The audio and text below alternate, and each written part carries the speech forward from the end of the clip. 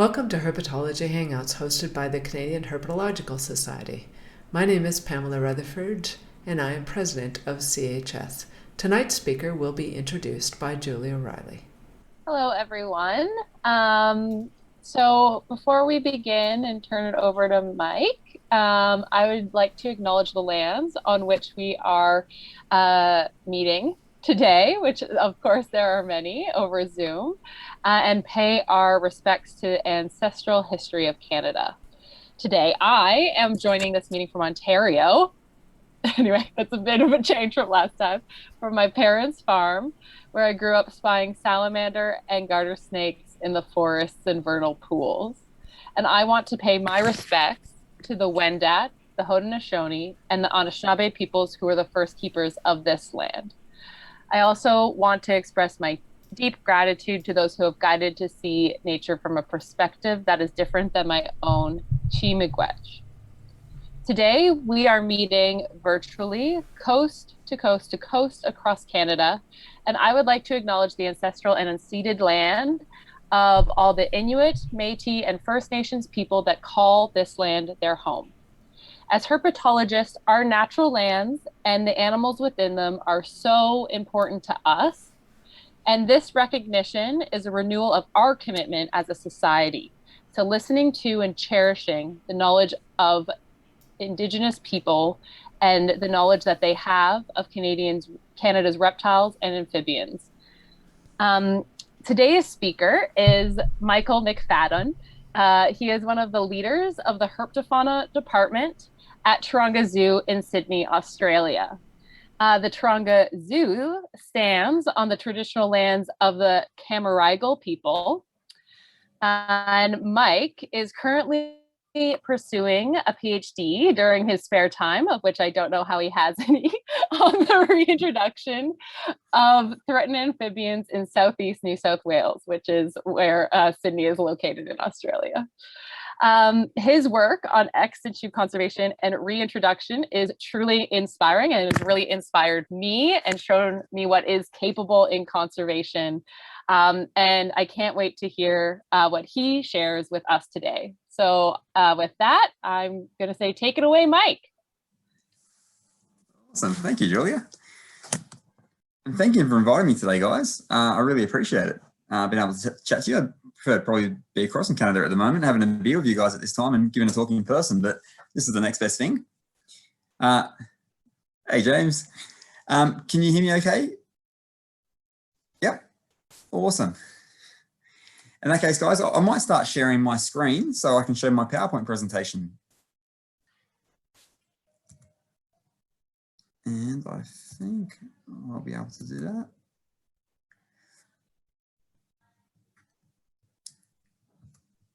Okay.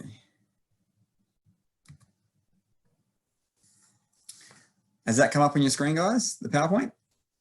Yeah, brilliant, awesome. So my talk today is on just some of the ex-situ amphibian and reptile conservation projects that we have here at Taronga Zoo. So rather than just focus on frogs, I figured I'd try to cater for a bit of everyone. I've got a program on a skink, a turtle, and a frog to talk about today. So that way, a little bit of a spread of herpetology, so it caters for most. So as introduced, I work at Taronga Zoo in Sydney, and I think most people know where Sydney is, but for those that don't, we're down the southeast portion of Australia one of the largest, or the largest city in Australia. And our zoo is in the northern part of Sydney and overlooks the harbour. So you can see there, our giraffe's got a good view of the Opera House and the Harbour Bridge. We're located quite right in the city, really. I work in the Herpetofauna department. I've been here since 2003 and I've been a supervisor here since 2005. So I've been here for quite some time. I had hair when I started, I assure you that. And here in the reptile section, we have maybe about 65 to 70 species of reptile amphibian here at Taronga. Everything from Komodo dragons right down to Corroboree frogs and everything in between. There's a bit of a selection of native and exotic reptiles, mostly native, I would say, but a good selection of exotic reptiles too. And there's me. And my focus here is, so I'm the supervisor of the Herpetofauna department, but a lot of my time and efforts go into conservation programs. So overseeing a range of different conservation programs. And here in our section, we have projects at the moment, which are insurance populations for either extinct in the wild or critically endangered species for 7 different species. 1 species of turtle, 2 species of lizard, and 4 species of amphibian. They're all either extinct in the wild or very nearly so. We've got insurance populations set up, breeding for various reintroduction efforts or research.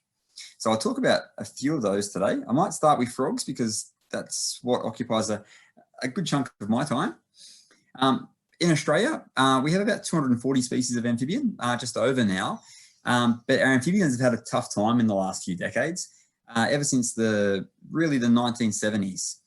Since that time, since the late 70s, we've lost 6 to 7 species of amphibian in Australia. The ones listed on that list there, so the 7 species there. I say 6 to 7 because the first one, there's still a bit of dispute whether or not it's a full species or not, genetically, and because all specimens are preserved in formalin, they're still working that out. But we've lost at least 6 to 7 species of amphibian in Australia, and we've got about another 6 or 7 that are right on the brink at the moment. So we could potentially lose really any year, certainly within the next 5 years without assistance, some of those would be lost. So in terms of proper classifications, there's 3 listed as extinct, 14 is critically endangered, 16 is endangered. However, the listings are a little bit slower than what's actually happened, and we know there's at least 6 to 7 that we believe are well and truly extinct.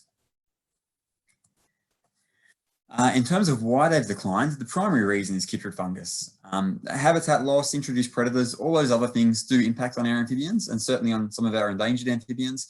But the reason for those 6 to 7 species and the primary factor driving those others that are right on the brink at the moment is chytrid fungus. It was first found here in 78, a museum specimen, looking back now, is a museum specimen from 78 that was discovered to have chytrid. Of course, the fungus wasn't actually discovered itself and described until the late 90s.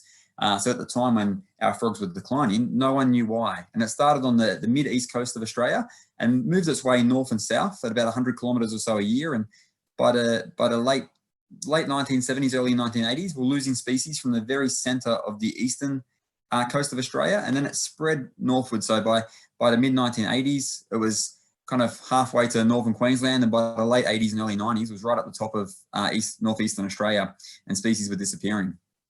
And of course, at the time, no one knew why until chytrid was discovered after the fact. Now it's pretty much got to everywhere it's going to get to in Australia. It's right up and down the east coast, everywhere that's climatically suitable. And for those that have been to Australia, you know a lot of our country's desert. And in the desert, it's not suitable for chytrid. And across the northern portion of Australia, across the top end, it's not really suitable for chytrid either because it's just too hot. But down the east coast, the southwest corner, to a degree, they're not as impacted. But the southeastern portion of Australia, particularly the higher altitude areas where it gets cooler, our frogs have been smashed by chytrid to a large degree. And of course, not all frogs have. Some frogs seem to be totally immune and totally resistant to it. Some frogs tend to carry it in high abundance, but don't show any level of disease. And then there are other frog species that have started to bounce back. And that's why I've showed the 2 images you can see on the screen there. The bottom left one there is the flaze barred frog. And that's a species now that's shown population recovery. The population's declined drastically, but they've started to plateau and some have started to slightly recover. So it shows that some of them are starting to develop some sort of resistance, whether or not it's they're adapting to the environment, they're building genetic resistance. We don't know exactly, but we know that they're kind of plateauing out. And the species on the right there is a waterfall frog from northeastern Queensland, and they crash dramatically. That they're found from the lower elevation areas right up into the high elevation, kind of 1,000 meters. And this species declined everywhere above 400 meters elevation. It disappeared from above 400 meters elevation. But this is a species now, it's gradually making its way back up the stream. So it's a species that's starting to show population recovery. So it just kind of gives us hope that there are species that are bouncing back and species that are doing it slowly, but there's a lot that will really need our assistance to do so. And just a brief graph there, it's a couple of years out of date now, but in terms of the response by Australian zoos to setting up insurance populations, back prior to 2001, there was really no threatened amphibians in Australian zoos or really any conservation projects. There was a couple, there was a husbandry research program, there was one reintroduction program for the green and golden bell frog, but there wasn't a lot. And then really 2005, 2006, it really expanded. We started setting up insurance colonies for a number of different species. Right up until 2010, there was like a rapid expansion in insurance population setups in that time. I should update that graph, because over the last year now, there's another couple of species that have joined into insurance populations down in Victoria. Zoos Victoria has recently taken on a couple of new species that will increase that to about 15 or 16 now. But the species I'm going to talk about out of our 4, we've got 4 species here that we're working with: the southern Corroboree frog, which is on the screen, the northern Corroboree frog, the Burralong frog, and the yellow-spotted bell frog. And they're all critically endangered, or like the yellow-spotted bell frog, for example, which I won't talk about other than now. They disappeared in 1979, and they weren't discovered again until 2009. So they were lost for 30 years before they were extinct. And a small population was rediscovered, and we went out and collected some little metamorphs and tadpoles the following year to set up an insurance colony. And it's quite fortunate we did, because when the La Nina of 2010 to 2012 hit, that population crashed out. It was high adult mortality due to chytrid, and there was big flood events that washed out all the tadpoles, and we didn't see any recruitment in those years, and that population disappeared, and the only ones in existence were here at the zoo. And fortunately in 2017 we started breeding them, so we started reintroducing them. Similar to northern Corroboree frogs, we've set up some insurance colonies and recently set up a new facility. And Burralong frogs, the reason my screen's facing towards my computer today is because I've got a whole room full of boxes, because I'm setting up a facility at the moment for the Burralong frogs. We're halfway through. We've got light fittings and filter material and everything all in boxes here that we're setting up for that species, which is under threat. But I won't talk about those any further today. Today's the southern Corroboree frog, and you can see that cute little guy on the screen there. They're one of the most iconic frogs in Australia. They're really stand out. Bright yellow and black coloration. They're only quite small, so he might look big on the screen there, but he's only about 2.5 to 3 centimeters long. They're quite a small frog. And their bright colors do signify that these guys are toxic. They've got really strong phenolic alkaloids that make these guys immune to most predation. And I say most predation, and I've always said that they've got no known vertebrate predators until a couple of years ago, when I was doing a survey in one of our enclosures and flipped a log and found a little baby copperhead and palpated a little Corroboree frog out of his belly. But other than that, we thought they were immune to predation, but they are quite strongly toxic. And previous accounts of Pseudophryne, this genus, being eaten by snakes has shown 2 different species of snake die within a minute. And on the right there, I'll show you the distribution graphs. So the darker patches up the top are the northern Corroboree frog. And this species I'm talking about now, the southern Corroboree frog, its distribution is fully within Kosciuszko National Park. So its distribution is fully within a national park area, so it's protected. It's got no introduced predators that we're aware of. For this guy, the primary threat driving it to extinction is really chytrid fungus. It has some other factors involved: climate change, introduced horses and pigs and deer now, and a couple other things do impact on the species and its habitat. But really, chytrid fungus is the primary driver. And just for a little bit of, I guess, background, that's the Kosciuszko National Park's the highest point in Australia. So it's between 1,300 and 1,760 meters in elevation. So it's our coolest point. That's probably a small hill compared to some of the high points in Canada, I'm guessing. But here in Australia, that's where we get a bit of snow throughout the winter period. And this is the decline of this species over a period of time. So prior to the mid-1980s, when chytrid arrived, there would have been hundreds of thousands, if not millions, of Corroboree frogs throughout the habitat. The biomass of them was huge. Loads of Corroboree frogs. And speaking of researchers that were up working in the high country during that time, you'd flip logs everywhere and you'd find Corroboree frogs. They were a really common species. Unfortunately, in the mid-80s, chytrid hit, and the population crashed dramatically over a short period of time. And they've been monitored since the 1990s, but really what you see there is just the tail end of the species. So this is just the very tail end of the species. Across the green line there is across 40 different monitoring sites. It pretty much just shows its decline to extinction. The red sites are our reintroduction sites. So I'll talk about that in a moment. We've been putting out eggs and tadpoles for a few years now, and the population is just ticking over at a few of those sites. But effectively, the Corroboree frog, its known distribution at the moment, or its known populations, are really just at our reintroduction sites. The species effectively, without the Ex-situ recovery program, would be gone. This little guy here isn't a Corroboree frog, and he's a native species called the common eastern froglet, or Crinia signifera. But for us, he's kind of the enemy. He's a cute little guy, but the reason he's kind of the enemy is because he's the species that lives sympatrically with the southern Corroboree frog. which is great ordinarily, but this species doesn't get impacted by chytrid fungus, but they carry it and they shed it. So about 95% of common eastern froglets that live sympatrically with Corroboree frogs carry chytrid fungus, and they're constantly shedding it into that system, which means, unfortunately for Corroboree frogs, there's really no reprieve at all. There's no avenue to get away from chytrid.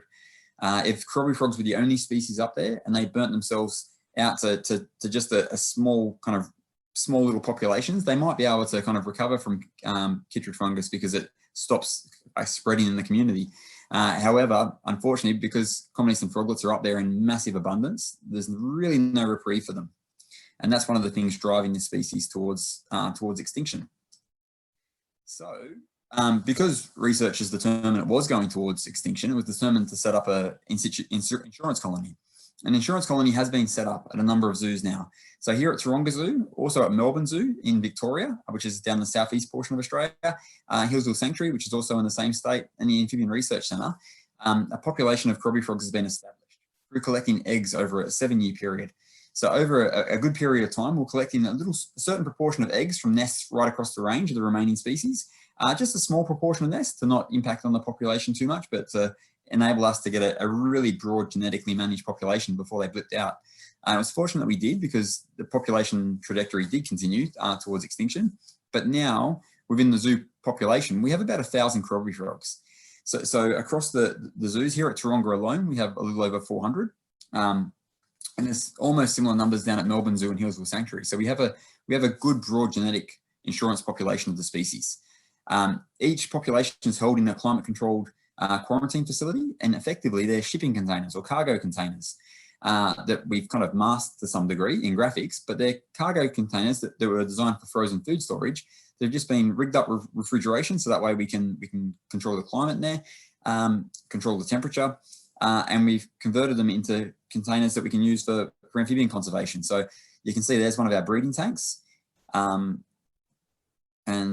To set up the colony, we had to collect eggs from right across the range of the species. So the person I'm with in that photo is David Hunter, and he controls the recovery program for this species and does an absolutely amazing job on it. He's worked on this species now for over 20 years. And in fact, he works on a lot of the threatened species in southeastern Australia from our state wildlife department. But the back of the containers, we've got reverse osmosis water systems that control, that filter the water. We've got a refrigeration system, and within the box there, and you can see in that little insert photo, is climate control facilities. So we control the temperature at different schedules throughout the day. So we have a nighttime low, a daytime high. Throughout winter, we drop the temperature down in there to a constant 4 degrees Celsius, which is a few degrees above freezing. It's like a fridge effectively throughout the winter period, just to give them to mimic their natural cooling system.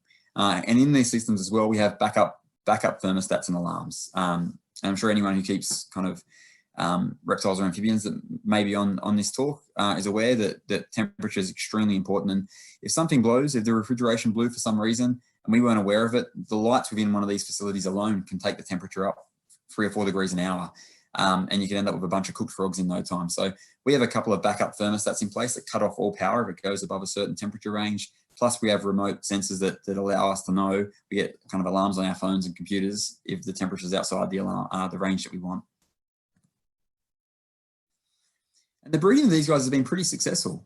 The first couple of years was a little bit of trying to work out how to breed these guys. And then sure enough, once we kind of nutted that out, we get about, I'd say between 60 and 80% of females breeding each year. The clutch size is about 30 to 35 eggs per clutch. The eggs are quite large. You can see there's a male with a clutch of eggs, and you can see how large the eggs are. When they're first laid, they're only about 3 millimeters in diameter, but they swell up to about 9 mil in diameter. And the tadpoles remain in the egg for a couple of months until they're ready to hatch. And they hatch at kind of a late stage of development. So in the wild, these guys lay their eggs in moist terrestrial nests. And then when the autumn rains or the early snowmelt comes, it floods the nest and the tadpoles hatch. Spend the winter as a tadpole under a layer of snow. Sometimes the pool kind of becomes an ice sheet on top. And then come spring, early summer, they metamorphose into little frogs. But so far, captive breeding program has been pretty successful for this species. There's one of the little guys, which kind of is about maybe 7 or 8 months down the track from when the eggs first laid. So it's a bit of a long process in these guys. due to the cooler climate, which I'm sure you guys are very familiar with over there in Canada. And when they metamorphose, they're about 0.2 of a gram. So tiny little frogs when they first metamorphose, eating little day-old crickets at around that size. Unfortunately, because the breeding program has been successful, it's allowed us to do a bit more of the translocations. We're trialing, I guess, a handful of different translocation strategies for this species. Our aim is to get the species out there long-term. With all of our programs, the long-term aim is to make sure we get established populations in the wild. Keeping them here long-term at the zoo, we will be keeping them here long-term at the zoo, but the aim is to get them out there and establish populations in the wild and working out how we can do that. So for these guys, we've been trialing a couple of different reintroduction strategies to keep populations persistent. And that's one of our strategies. So we want to get populations out there in the wild, plus do research here at the zoo to see how we can give the frogs the tools to be able to manage chytrid better. So future research projects, we're working with University of Melbourne and others at the moment, and others around the world as well, to try to identify resistance to chytrid and see if we can identify that on the genes and selectively breed for resistance or for other avenues in the future. But in the meantime, we're trying to keep them persistent. So we've been releasing eggs into these artificial pool systems, and the purpose of these are they're drought proof. So in dry years when the pools don't flood, they survive quite well. And this genus of frogs, where they lay their eggs is often in ephemeral pools that sometimes from a dry year may not fill up, and you might get total failure in that year. That's okay for this species typically because they live for about 9 to 10 years in the wild. If they have a couple of years of drought, that doesn't matter so much. They'll have a couple of good breeding years afterwards and the populations stay persistent. Because population numbers are so low, we want to kind of try to get around the impacts of drought. And then to exclude chytrid fungus. So the common eastern froglets can't get into our tubs, so the tadpoles aren't in there. So it at least allows the frogs to get through to metamorphosis in an environment free of chytrid fungus. After that, they're off into the wild. Some will get chytrid, some will come back and breed, and they have been, but they're off to their own devices. And this is one of our strategies. And the aim of this is to try to keep them out there in a chytrid environment, and hopefully give them a bit of a boost along and allow natural selection to continue to take its place and hopefully have resistance over time. Another strategy that we're trying is disease-free enclosures. So in remote parts of Kosciuszko National Park, our State Wildlife Agency and our National Parks and Wildlife Service have built these large frog-proof disease-free enclosures on old they're old hydroelectric sites. So it was sites that had to be rehabilitated anyway. Have built these large fenced areas and created a series of pools and bogs within these enclosures that we can have populations of Corroboree frogs that we've released from the ex-situ population breeding. And then we can harvest the eggs from these enclosures over time, leave some in there to sustain the populations, and remove some for our other translocation efforts. And there's 2 of those that are in operation in Kosciuszko at the moment. There's another one. And there's another one that's almost ready, and we'll be releasing frogs into it this next season. So it's a different strategy to the other one. This one's keeping them free of chytrid. The other one's keeping them persistent in the chytrid environment. And this is another strategy we've been trialing more recently too, which will form part of my PhD. But we're trying to find a more efficient way to rear frogs through to adulthood for release back to the wild. Currently, we've been releasing mostly eggs, tadpoles, and juveniles. But we figure for us to rear 300 to 400 frogs through to adulthood would take a whole facility for 3 or 4 years and be quite resource intensive. We're trialing smaller disease-free enclosures down in the field. So that way, hopefully, we can put out juvenile frogs and rear them in a natural state. So keep them frog-free. The common eastern froglets can't climb over overhangs, fortunately. So keep them in a frog-free environment, other than Corroborees, where they're getting natural food, natural UV light, and being quite resource efficient. We just need to go out there and make sure the watering system's working properly and that way the frogs are surviving. So that's something we've been trialing in recent years. And that's some of the frogs down in the habitat. And the reason I thought I'd show this photo is because the next photo, I'm not sure if you heard the news down here about a year and a bit ago, we had some bad bushfires. And unfortunately, some of our sites got absolutely fried down there in Kosciuszko on a scale that hasn't really been seen before. The fires were huge. So for us, they backed onto a really severe drought. So we had probably the worst drought we've ever had in a lot of the, in Kosciuszko, it probably wasn't the worst drought ever, but in other parts of the state, it was a really severe drought. And then unfortunately, the fires that came through absolutely cooked everything. So that's photos of some of our infrastructure. So we had some water tanks that kind of got partially melted, and our enclosures are down the bottom there. We had another site that the water tanks, there was nothing left because the fire went through so hot. And our enclosures, you can see the vegetation within them got totally fried. And unfortunately, we lost about two-thirds of our frogs in those enclosures. We did have some survivors though, which was good. We went out there as soon as it was safe to do so. And in fact, when these fires went through, we were just, I guess, on the flight out on the way over for those that were at the World Herp Congress in New Zealand. So during that time, when we were over there, we were keeping close tabs on what was happening in Kosciuszko, because this is when the fire was burning through these sites. Fortunately, we couldn't get in there straight away, so we stayed in Auckland. But as soon as it was safe to do so, Dave Hunter had flown back already in preparation to get into the sites and to investigate. And straight after my return as well, it was declared that it was safe to get into those sites. So we went in there straight away and had a little look, and about a third of our frogs had survived. However, these enclosures are being rebuilt at the moment and being done in such a way that hopefully not so much fireproof us, but will give us much better preparation for fire in the future, including having metal like stainless tanks, just having the system set up. We have sprinklers in these systems. Unfortunately, David put the sprinklers on prior to the fires coming, even though we didn't know the fires were going to be there. We had the fires going, the sprinklers going just as a precaution. Yeah, unfortunately, we did lose a lot of frogs, but we're almost set up and ready to go to re-establish them in these disease-free enclosures. So that's a little bit about the Corroboree frog. Now for the reptilian folk amongst us, I'll talk about a couple of our other programs. So in Australia, we have islands all around the country, but off to the west coast of Australia, the northwest coast, we have, I have a little thing that keeps popping up on my screen. I think maybe for questions of people wanting to come in. It's disappeared again, so I'll leave that. Off the northwest coast of Australia, we have a couple of islands. One's called Christmas Island, which you can see there on the map. And that island, even though it's closer to Indonesia, it's actually an Australian island. And a lot of the fauna there is actually kind of Australo-Papuan kind of fauna rather than Indonesian fauna.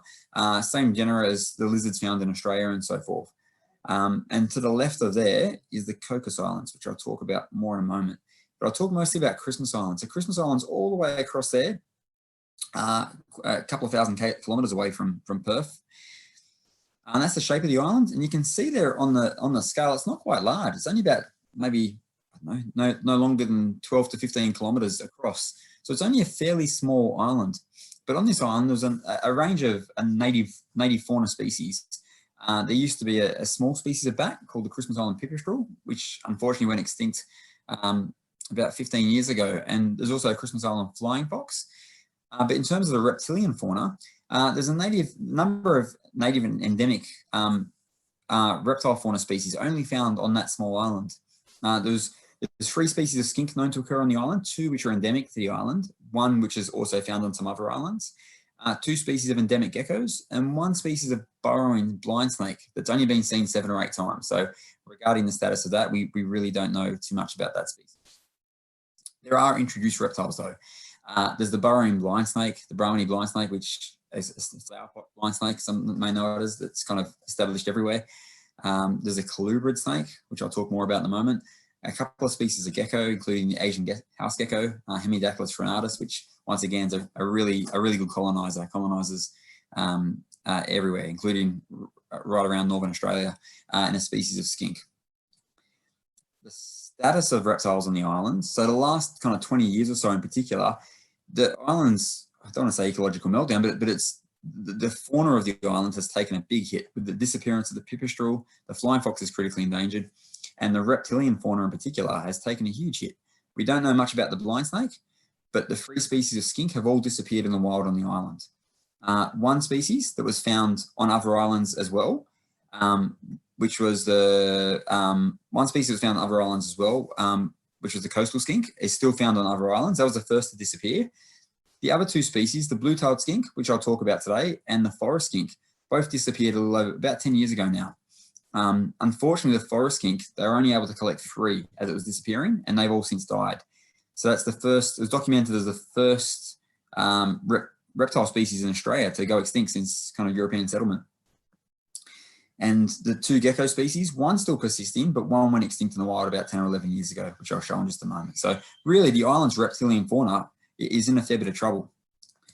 There's the blue-tailed skink. Its name is Cryptoblepharus aguirre. That genus alone in Australia has about 20 species, and there are other species throughout the islands above Australia. Here around where I am now, I have no doubt on the outside of the room that I'm in, there's members of this genus running around on the wall of a different species.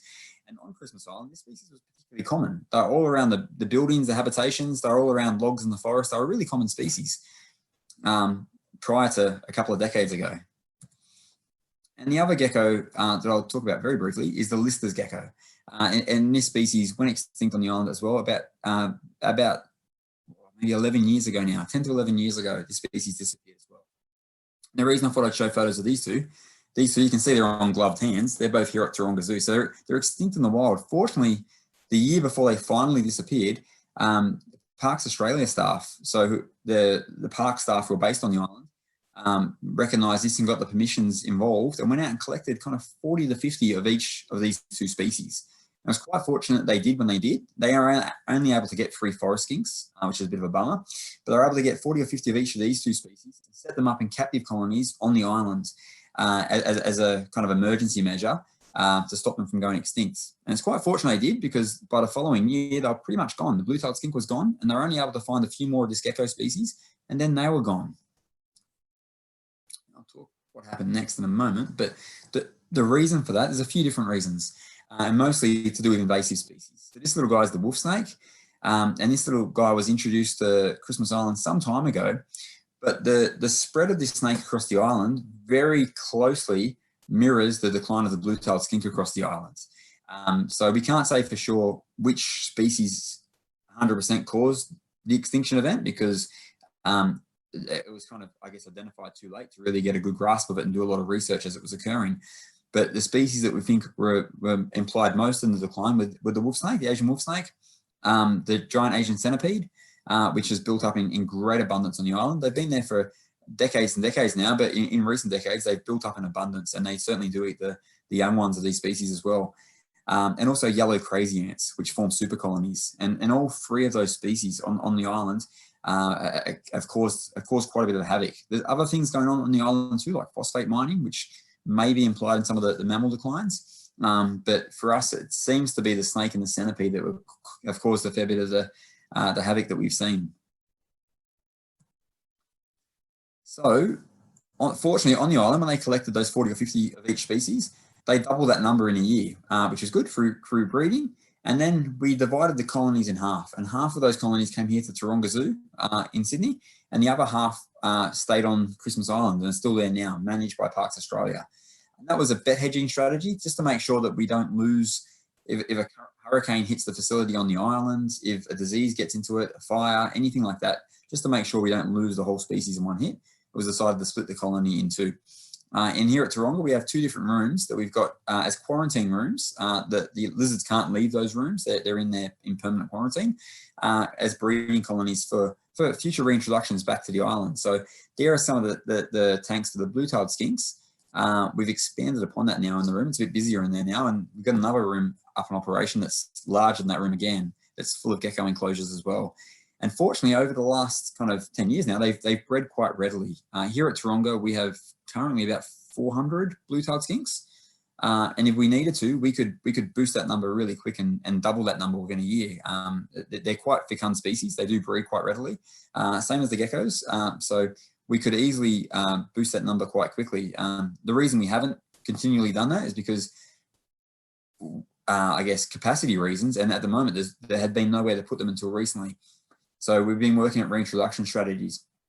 Putting them back on Christmas Island in an unfenced site almost seems pointless to us, because the predators, unfortunately, there's no way we're going to be able to control giant Asian centipedes or wolf snakes. Any kind of baiting, any kind of attempt to do that, I guess we see what's kind of happened with the brown tree snakes on Guam. It's trying to control snakes that are pretty cryptic and hard to get to is really difficult. So a couple of things have taken place. One, sorry, that's just some of the skinks in the enclosures. One of the things that's been trialled by Parks Australia on the island is creating predator-free enclosures. And they've created areas where they've baited and got out all the centipedes as much as they can. And they've been trying to reintroduce the blue-tailed skinks and the listless geckos into those enclosures. And they've had some level of success building colonies up in those enclosures, which is, once again, it's a short-term measure similar to our Corroboree frogs in our disease-free enclosures, but it's just a measure to try to keep semi-wild populations going. However, our translocation strategy that we've been attempting and doing more recently is looking for sites outside of Christmas Island where we can potentially put this species. And that's why we haven't boosted the numbers too rapidly. We've been waiting to see exactly what to do and how to do it, and doing lots of studies beforehand to make sure we're not going to disrupt the ecology of another island. And what we've identified is the Cocos Islands. So just to the west of Christmas Island there, I don't know if my little arrow appears on the screen, but the Cocos Islands, which are just to the west of there, just under 1,000 k's to the west of there, it's a series of islands there that have no native reptile species on them. Unfortunately, there's a number of introduced reptile species. There's a few different gecko species on those islands, including Asian house geckos, mutilated geckos, the mourning gecko, which are on those islands. They're only a series of very small islands, but in that area, identifying which islands may be suitable, and feasibility studies have been done over a number of years to work out which islands have suitable habitat, and doing studies and surveys of the populations of insects and other things that are on those islands to make sure that no impact will happen if we release a skink onto those islands. And those feasibility studies were done. It was shown that the introduction of the blue-tailed skink would probably have very minimal impact on any species on those islands. So 2 small islands. Can you see my arrow on the screen there, guys? Right here? Brilliant. These 2 islands here, Pulu Blan and Pulu Blan Medar, were identified as suitable translocation sites for the blue-tailed skink. Habitat work was done at the sites to improve the habitat, so they eradicated rats. If anything, it probably benefited any other species that were on the island, because the rats were eradicated, chickens were eradicated, habitat improvement was done to control weeds, and the islands were made quite suitable. And we did the first introduction of blue-tailed skinks to the top island there, Pulu Blan, in September 2019. So only about a year and a half ago. And then last March, a second introduction was done to the island just below that. That release didn't go as well as the first one, largely due to, we believe, crazy ants on the island. They were controlled and got rid of. And fortunately, in 2 weeks' time, one of our staff here at Taronga will be taking another 125 skinks flying across to the Cocos Islands with staff from Parks Australia. So taking 125 from each of the 2 colonies as a second reintroduction onto that site. But the first site seems to be doing really well. Skinks are surviving well. They're breeding quite well on the island. They've increased in numbers. So it seems like we've got I guess a wild population of these guys established again, and we're hoping we can on the bottom island. And then from there, we'll have to look at where to go through to from there, whether or not we trial other islands to establish them. That's still something we're discussing in our meetings to work out how we're going. But so far, the early translocations seem like they're doing quite well, and hopefully will be a way to, I guess, take this guy off the extinct and the wild list in the future. And that's the guys taking them out there for the first release. So Brendan on the right there's from Parks Australia. Dean's one of our staff here at Taronga. And the other staff are from the Cocos Islands, who were quite happy to have the blue-tailed skinks kind of arrive and establish on the island. Now, I'm going to try something a little bit more amphibious, but still reptilian, to cater for the turtle people that may be online. So this is another species we're working with again. And this one's called the Bellinger river turtle. The Bellinger river turtle is a cool little species of Australian turtle. It's a pretty little turtle. They're quite restricted in their distribution, which I think maybe on the next page. Yep. They're only found about 6 hours north of Sydney in the Bellinger River system, in the drainage system, which is where that little grey dot is, where my arrow is on the screen there. So I'm in Sydney, down the bottom here. They're up there in the Bellinger River system. And based on surveys that were done in the past, when the species was quite abundant, it was estimated there was maybe between 2,500 to 4,000 of the turtles that were found in that river system. And that's where they live. And this is the river, what it looks like. So it's a series of pools with riffle zones, pool, riffle zone, pool, riffle zone, which then widens up further down and then widens up and eventually heads out to the coast. But it's just a freshwater system. And this is where these guys lived. Unfortunately, a dramatic turn of events happened in early 2015. And in early 2015, some kayakers were on the stream and they identified a couple of sick turtles and thought something's going on here. They both severely emaciated, both eyes were really puffy and not looking great at all. So they identified it. They contacted the local wildlife authorities and let them know. And then they went out and did surveys and had a look. And it was fortunate that it was identified because over a period of about 1 month, I would say, or 1 to 2 months, about 90% of the species disappeared. In that time, it pretty much wiped out the species. So it shows how a species can be locally abundant in this whole river system, found over about maybe a 40K stretch of river. And then within a period of maybe 5 to 6 weeks, a species can pretty much disappear. And over that time, all of the adults of the species pretty much disappeared, maybe bar 1 or 2. The only thing remaining were juveniles. So effectively, a short period of time wiped out the whole species, and the disease was actually making its way upstream. So we still don't know how it got there, whether it was introduced from a turtle released into the river with a disease that's not like it's naive to these turtles, that's not native to this system. We don't know exactly how, but it's spread like a novel pathogen. It's spread upstream at about 3 kilometers a day and made its way upstream. So as it was moving, there was a rapid response team put together, which was really fortunate. And they collected 16 turtles from the very upstream pools of this species where it occurs, just to try to beat the virus there. Collected them, set them up at a university in Australia, Western Sydney University, and they stayed there for a year in quarantine first while we set up a facility to get ready for this species to take them on. I was quite fortunate I collected because eventually the virus did make its way up and wiped out all of the adults. So effectively in the wild since 2015, we're in 2021 now, not a single nest has been laid in the wild for this species. So that's 6 years of total no recruitment in the wild. And we're not expecting recruitment really not in the next year or 2 yet. And then hopefully the juveniles that are remaining, some of those will be maturing to lay eggs. But for a species that's almost extinct, almost nothing left, and no natural recruitment for 6 years, it's kind of a nail in the coffin for these guys. So there was, actually I should update that. There was less than 250. That was when I gave a talk a little while ago. In the wild now, we think there's certainly less than 150. So the they did go for another little population decline soon after, and there's probably 100 to 150 left in the wild now of natural turtles of this species left, and all immature at this stage. The 16 turtles that were in quarantine were transferred to Taronga Zoo after being quarantined. And when collecting 16 turtles from 1 or 2 pools, we were really worried about the genetics of the species, and we were really worried that we're going to end up with a bunch of siblings or very closely related animals.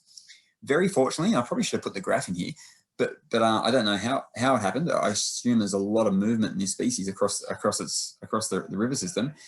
The captive turtles, when plotted on the genetic tree of the species, pretty much evenly span the genetic range of the species.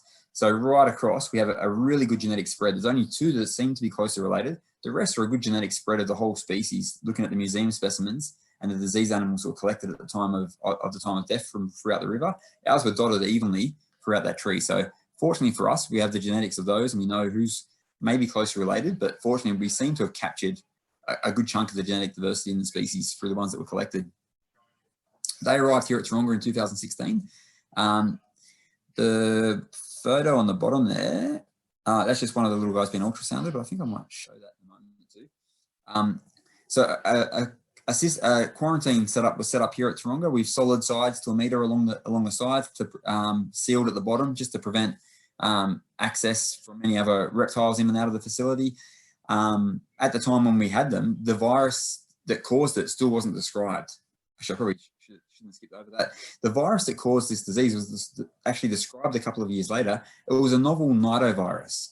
So a nidovirus had never been seen, like quite a unique nidovirus that hadn't been seen in reptiles before. There are other nidoviruses. There's like the ballpath nidovirus. There's a shingleback flu or bobtail flu we have here in Australia, which is another nidovirus. But this one was quite a unique nidovirus that caused it. And we still don't know where it came from, how it got into the river. We don't even know how it was transmitted through turtles, because unfortunately, the decline happened so rapidly, it wasn't really sure what was actually causing it. It was known that the turtles were becoming emaciated. Their organs were going to mush pretty quick. Like, it was a pretty rapid acting virus, but we weren't sure exactly what was causing it, whether it was an environmental event that was causing them to become more susceptible. But since it's been identified that it is a virus that's kind of novel to that area, it seems to be novel to that area. So our facility is an off-exhibit section of the zoo. There's 9 large tubs. I think the next photo probably shows it a little bit better. We set up 9 large tubs, kind of like an aquaculture system, and set up pairs or trios in each of these tubs to manage the species. There's that photo again with the ultrasounding. So when they first come in, we're really careful to make sure we ultrasound these monthly, gather as much data as possible as we can on the species, because not a lot had been done. And that way we can monitor their breeding. And fortunately for us, the captive breeding program has gone exceptionally good. It's really exceeded any of our expectations regarding this species. So when we first collected them, there were 16 turtles. There was 9 males and 7 females, 5 of which mature. 2 were too small to breed just yet. And of those 5 mature females, 4 of them laid eggs in the first 3 seasons, each year in the first 3 seasons. So 80% success rate each season, the first 3 years. And it was, and then in the 2 years since, the other 2 turtles have matured, and we've had 6 of the 7 lay eggs every year since. So far, bar 1 turtle, which develops follicles every year, but then resorbs them early, and we don't know what's going on there. We've done CT scans, we've done a whole range of things to try to identify that. Through the CT scans, it seems like it has had a previous trauma that's healed kind of many years ago. We don't know whether that's impacting on its ability to breed. But take that turtle out of the equation, and 100% of our females are bred every year since we've had them. So every year, every one of our females lays a fertile clutch of eggs. So it's been going really well. In the first 3 seasons, we got 100 hatchlings. And the last couple of seasons now, we're producing 50 odd hatchlings a year. So fortunately, we're getting about 50 odd hatchlings a year coming through from those turtles. So that's resulted in lots and lots and lots of little baby turtles.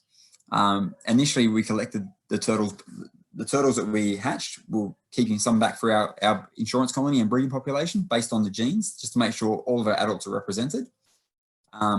And then in recent years, we've been doing some translocations. So these are kind of organised by the New South Wales Saving Our Species program. And on the bottom there, you can see the lady there is Jerry McFadden, and she leads this program with another threatened species officer, Shane Rumming, and they oversee the field components of this program. So for the first 2 years, 2018, 2019, late in both of those years, 10 turtles were released each year that were over 100 grams, so about a year and just under 2 years of age, over 100 grams with radio transmitters on their backs. And from those 2 releases in 2018 and 19, those 20 turtles, 17 of those are still being tracked in the river now. Only 1 is known to have died. So 1 turtle is known to have died. The other 2, we've had a battery fail, and also 1's lost its transmitter. So those other 2 could very well be alive at the moment. We know 17 are certainly still alive and doing well, and potentially 19 of those 20 turtles are alive and well in the river system. We had another one drop its transmitter too, but that turtle was found on a subsequent survey when diving, and another transmitter was reaffixed. So fortunately, the release program has been going really well. This last year, we released another 32 turtles, and going on from years forward, I suspect we'll be releasing at least 40 to 50 turtles per year at the moment.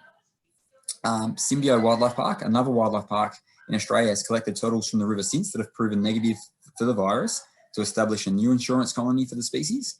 And their turtles aren't quite mature yet. They were collected from the remainder, some of the ones that survived the virus outbreak. So in a few years' time, they'll mature and be producing eggs too. And at the moment, I've got a meeting in another hour or so to discuss the building of a new facility here at Taronga Zoo for the Bellinger river turtle. So we're going to hopefully over double our capacity, and our aim is to produce about 150 or so turtles that are just under 2 years of age per year. And if we combine that with efforts at Symbio, if we are able to produce 200 to 250 turtles a year and have fairly high survival, I reckon we can rebuild this population back up and keep this species persistent. The only thing that throws some doubt into that is the virus. And so far, all the turtles we've released, none of them have swabbed positive. None of them have come back positive for the virus. So we haven't detected the virus in the wild in the last few years now. And that may be because it's either burnt itself out because of a lack of hosts. It could be there in low abundance and just hasn't caused any kind of disease outbreaks because there's not enough turtles to allow transmission. We just don't know at the moment. So that's something that's being closely monitored. When the turtles, when they're being radio tracked, they're radio tracked monthly. When they're radio tracked and when they're caught to do a weigh and measure, they're swabbed to determine if they're positive or not.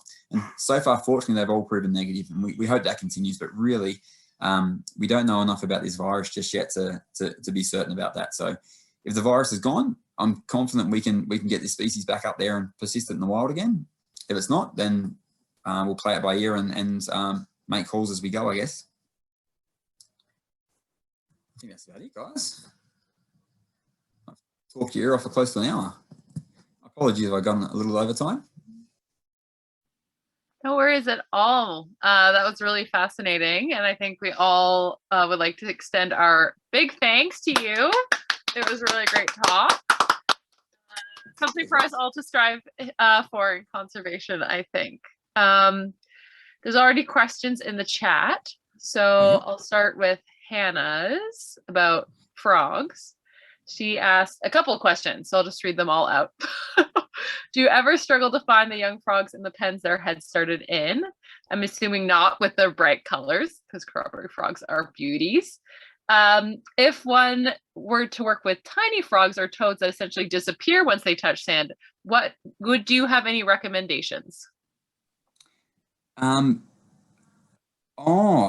Okay. So yeah, in those, so in the enclosures in the wild that we release them in, they're 7 meters diameter, so they're fairly big, but usually I don't find every one of them on every survey. So I'll do surveys, and I might do 3 surveys and not find one, and then he's popped up again. So I can struggle to find them. They tend to burrow down under even grass tussocks that I don't know exactly where they go. After the fire, I think we're probably pretty good at finding every one of them because there's not much hiding. But they do tend to hide, and we do have pitfall buckets around the edge of those enclosures too. So we'll do a pitfall trap and then do an active search after that too, under the logs just to check. But there are some we don't get. So would you recommend anything specific?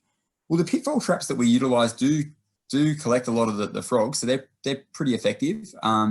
We don't set any pitfall lines. We just use the edge of the enclosure. So we have them right around the edges of that enclosure, and the frogs tend to walk around the outside. And we do tend to capture a few that way. I found though that we do get more if we put the sprinklers on the day beforehand to really kind of make it more, I guess after rain, frogs are on the move a lot more. And after we wet it down, we do get a lot more captures in pitfall buckets. So I don't know if you can make it rain to help that, but having hit James up, he can organize that pretty easily. But yeah, I think pitfall buckets are a good way, and also like this species isn't so much an active one. Some of the other species we've released, we do a lot of eye shine spotlighting as well, but these little guys, you very rarely tend to see them on the surface too much. We do a little bit here and there, and they don't tend to have a lot of eye shine either, so they're a hard one to find in that regards. So for us, it's just laying out suitable cover items like sleepers that they get under that we can flip, and pitfalls.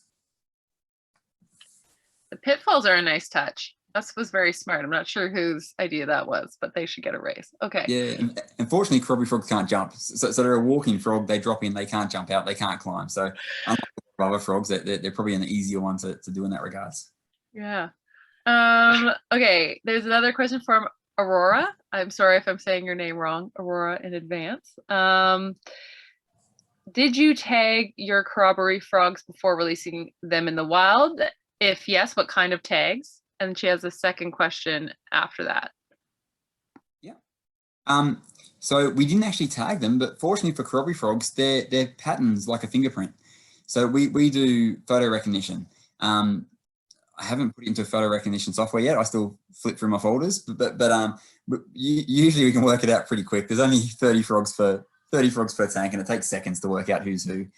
But yeah, they've all got unique back markings, and you can see the stripes and how they match. But when you flip the Corroboree frog over, there's a black background, but there's a series of yellow and white blotches in different shapes too.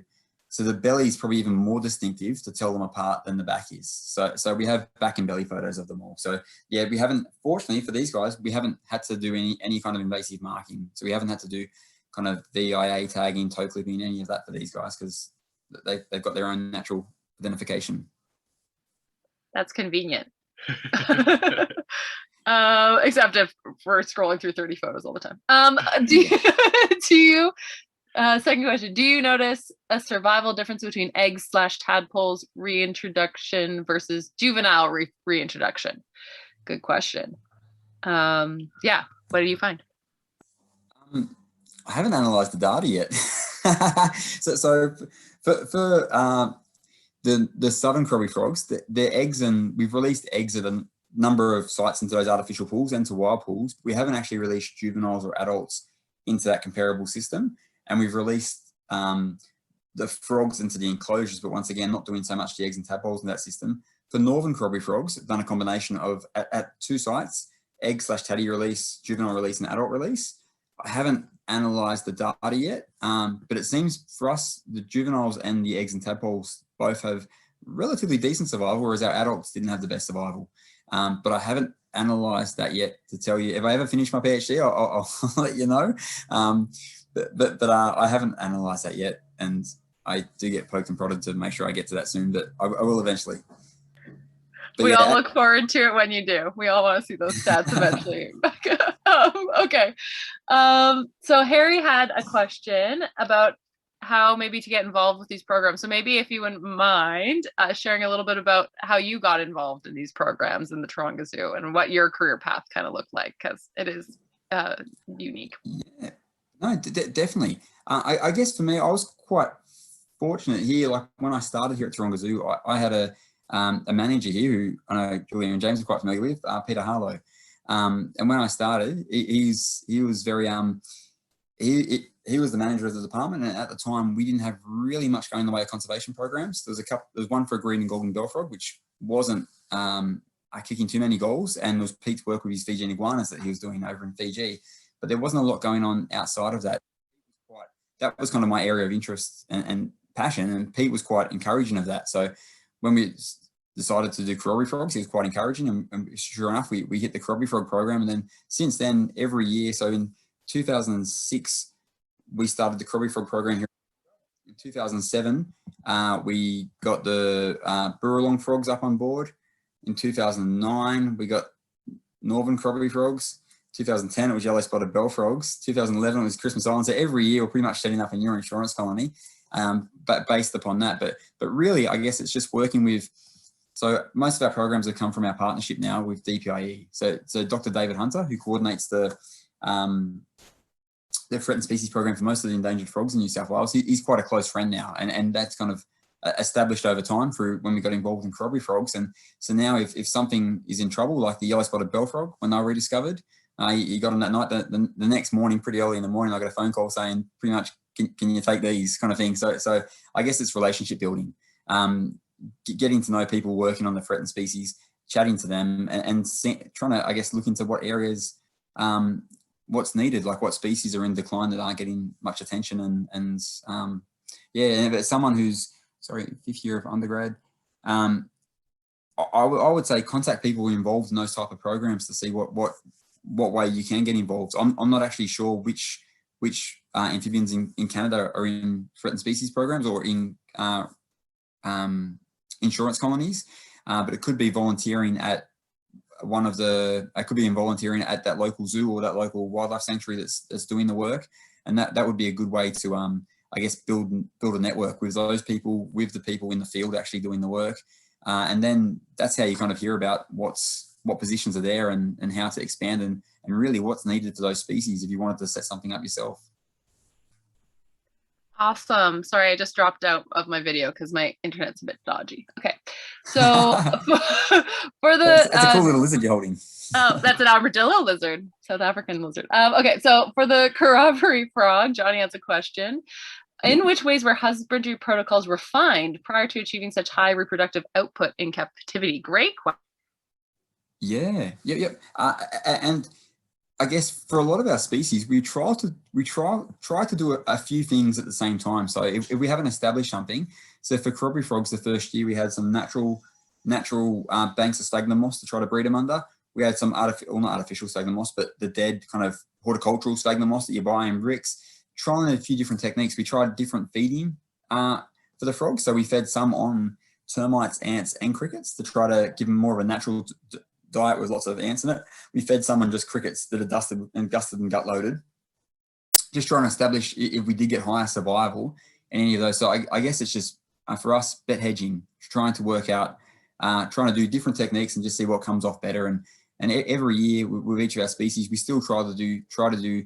So, for example, with the turtles that we breed, we do them at slightly different temperatures, the incubation, just to see if one's got a slightly higher level of success than others.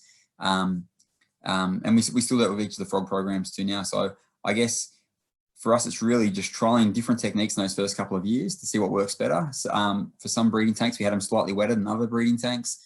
Yeah, trialing different husbandry techniques. Trial and error. That's always kind of the way in conservation. That's awesome. But it's great that you anyway look at all those different variables, because they can have a big difference. They can, yeah, definitely. Ryer has a question about any incidents of egg binding / egg retention with your frog breeding programs. Yeah, we do.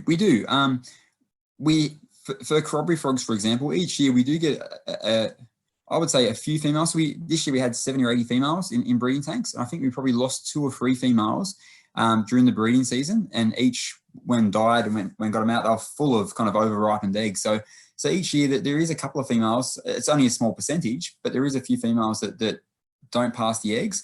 Some, if they want to, they'll just dump the eggs on the surface. So I think it's once again, much more of a captive problem than a wild problem for the species. I suspect it's either they don't like the males that are calling in their tank, they don't like the nest chambers that the males have set up, and they just held on to the eggs a little bit too late, potentially. We have done a bit of research here over a few years now, and only published it a couple of years ago, with using different hormone techniques on these frogs. And it's something that's been done over in North America for quite a while with toads, in terms of getting the hormones right to be able to strip the eggs. And for Corroboree frogs, we've had to play with it, different dose rates at different times, and also doing just topical doses as well. And that quite successful with these guys too, in terms of to do that. So sometimes with females that haven't laid yet, we'll give them a dose of the chemical on the body kind of 2/3 of the way through the breeding season. So that way they will be able to dump the eggs. I think it's pretty important for frogs to dump their eggs, because in the wild, it's something they would naturally do.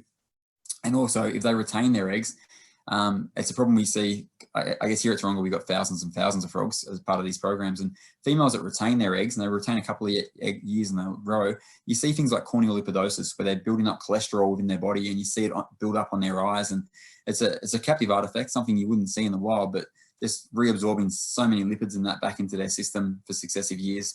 So for us, it is good to get the eggs out, but we do occasionally see that in our programs. Not often. It's a small percentage, but we do see it. Wow, that's super interesting. I didn't know about that. And I think we have one more question from Johnny about the blue-tailed skink. How many individuals have been released thus far, I guess, in the wild? And do you use various age classes and immediate / hard release when you release them onto those islands? Yeah, definitely. So they were hard releases, just straight out of the power pens onto the island. Fortunately, predation wasn't a big issue on those islands. If it was, I think we'd probably even be a little bit more cautious. But they were hard releases. But there was a range of age classes. So both times there was a range of age classes, everything from kind of a month of age right through to a few years of age. Like these guys mature at a year, so adults through to juveniles. So far, on each of those islands, we've released 300 skinks. So 150 from Taronga and 150 from Christmas Island, Parks Australia. Their insurance colony was released on the first island. And then the same thing for the second island, 150 from each of the colonies were released onto each of those 2 islands. And now we're just going to top up that second island with 125 from each of the colonies in a couple of weeks' time. In terms of which age class survived better, I couldn't tell you that yet. There's a master's student that's doing the monitoring of those. The second island, the release was only a year ago, so they're still doing the monitoring now. I don't actually have that data to see whether or not juveniles or adults survived better from that. From my knowledge from the meetings we've discussed it so far, there's been a bit of a mix of ages that have survived just as well. So I'm not sure if there is a statistical difference in survival just yet. That info we'll probably have a bit more of soon. Awesome. That's a lot of skinks. Holy anyway. moly. I just got reminded, there's one last question that was messaged to me privately, and it was, have you worked with any IUCN green list assessments? This is new to me too, so. No, I haven't. And admittedly, this shows my lack of knowledge here. What's the green list? So I can jump in. It's my question, and I'm sorry if you can't hear me. I'm going to turn my video off just to make sure the internet's working. Okay, but it's relatively new, and I don't understand it all, but it takes into consideration the amount of conservation work done for a species. And so you were mentioning species that may not exist without the conservation work. And the green list, I think, will start doing assessments sort of like the red, like in comparison to the red list, the IUCN red list, except they'll have this piece that takes into consideration the conservation, and then it'll help prioritize the projects that actually need conservation actions and need to prioritize conservation actions, maybe more than others. So it's really, really neat. They've got a few webinars online and a paper and a whole bunch of different things. But it sounds like it's the type of work you're doing. Yeah, no, that sounds really interesting, Hannah. We haven't done any yet. I don't know if any have been done on Australian amphibians or reptiles just yet. I know where a lot of our listings, even for IUCN listings, threats status is a bit out of date, and they're getting revised at the moment. So hopefully they'll be revised and up to date soon. But yeah, I'm not sure about the green list yet, but I will be Googling that later and having a little look myself. Yeah, it's really neat. Yeah, no, definitely. Thanks for that. Awesome. Yeah, that does sound like a really neat new program. I know they're also starting a program for invasive species, which sounds quite interesting. Anyway, I think that's it. So we have to give you a huge round of applause. Thank you, guys. Thank you so much. Really inspiring work. And yeah, anyway, I'm sure we're all now dreaming of all the amazing conservation work we could do here in Canada. So yeah, anyway, so thank you so much for telling us all about your hard work. It's I love it. I love seeing all those reptiles and amphibians back in the wild. Yeah, same here. And none of the species are fully re-established yet. Still a lot of work to go, but it's underway. We're on the way there.